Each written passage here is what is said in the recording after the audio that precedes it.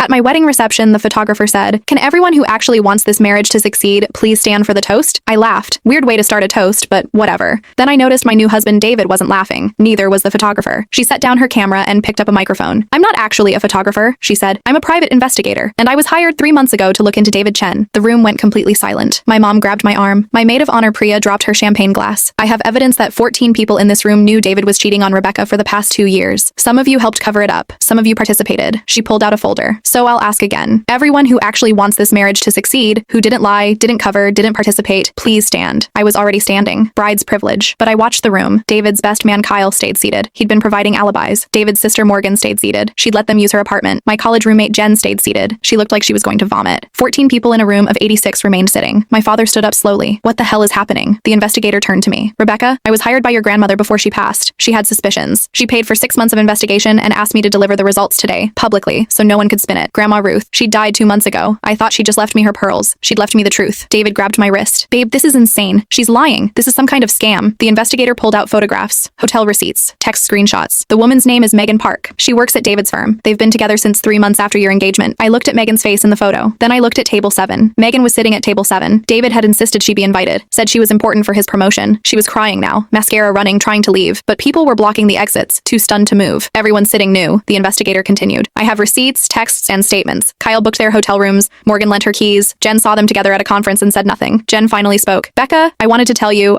you were my maid of honor," I said. She didn't have an answer. My mother was shaking. My father looked like he wanted to kill someone. David was still holding my wrist. "We can work through this. People make mistakes." I pulled my hand away. "You brought her to our wedding?" "I didn't think you made me hug her in the receiving line." He had nothing. I looked at the 72 people standing. My dad, my mom, my coworkers, my cousin who'd flown in from Portugal. Then I looked at the 14 sitting, people I'd trusted, people I'd fed, housed, cried to. I took off my ring and set it on the head table. Reception's over. I walked out in my wedding dress. Didn't look back. My mom caught up to me in the parking lot. She didn't say anything. Just took off her jacket and wrapped it around my shoulders. We drove to a diner 3 towns over. I ordered pancakes at 9 p.m. in a $12,000 dress. My phone was exploding. I turned it off. Somewhere around my 3rd cup of coffee, my mom finally spoke. "Your grandmother always said you deserved someone who chose you every single day." I started crying, but not because I was sad, because Grandma Ruth loved me enough to save me, even after she was gone. That night, I slept at my parents' house in my childhood bed, and for the first time in 2 years, I didn't feel like I was pretending everything was fine.